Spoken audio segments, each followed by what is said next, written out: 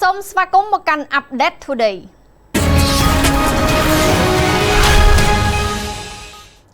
សហរដ្ឋអាមេរិកនឹងយកលុយបង្កករបស់អ៊ីរ៉ង់ជិត$60,000 លាន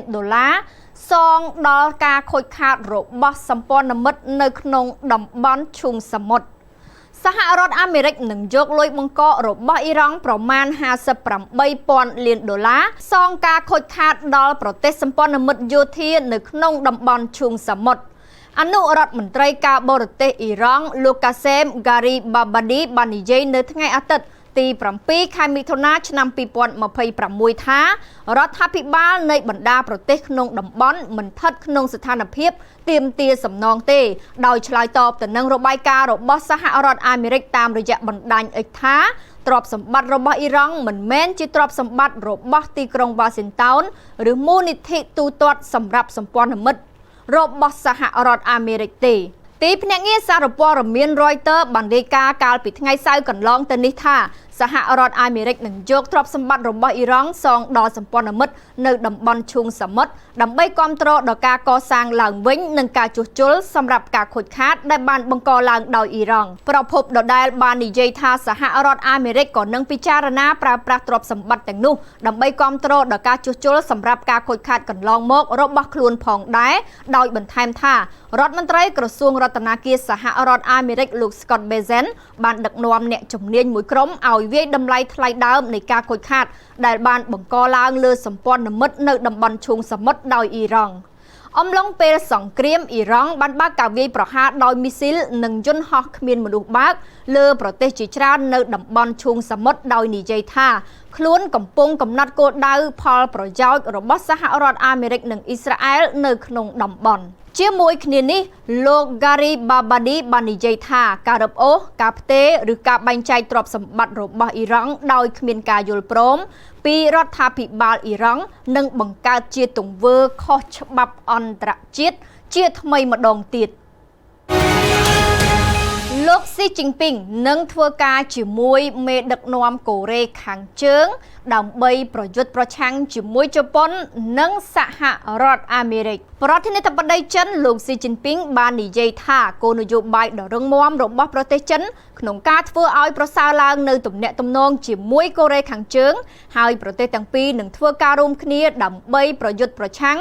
និងអនុត្តរភាពរបស់សហរដ្ឋអាមេរិកនិងការប៉ុនប៉ងធ្វើឲ្យរស់ឡើងវិញ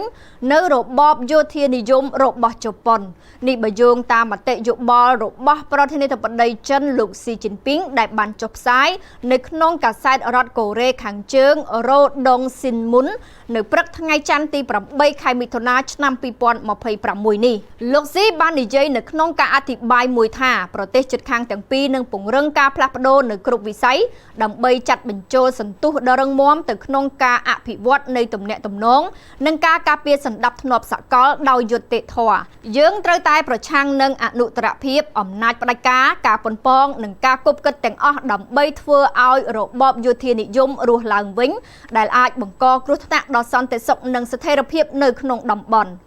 លោកស៊ីក៏បានសន្យាថានឹងធ្វើការជាមួយកូរ៉េខាងជើងដើម្បីលើកកម្ពស់ពហុភាគីនិយម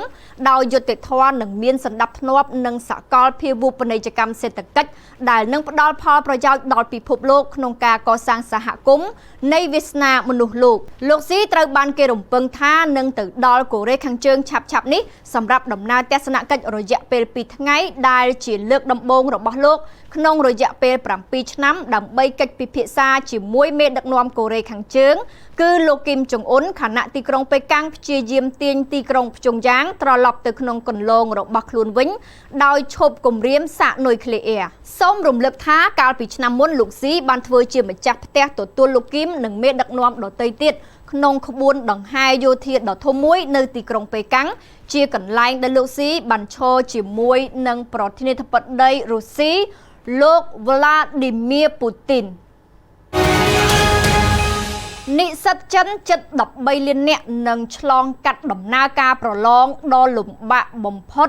មុនពេលចូលរៀននៅសាកលវិទ្យាល័យ យោងតាមក្រសួងអប់រំចិនបាននិយាយថានិស្សិតចិនប្រមាណ 12.9 លាននាក់នៅទូទាំងប្រទេសបានចុះឈ្មោះសម្រាប់ការប្រឡង GAO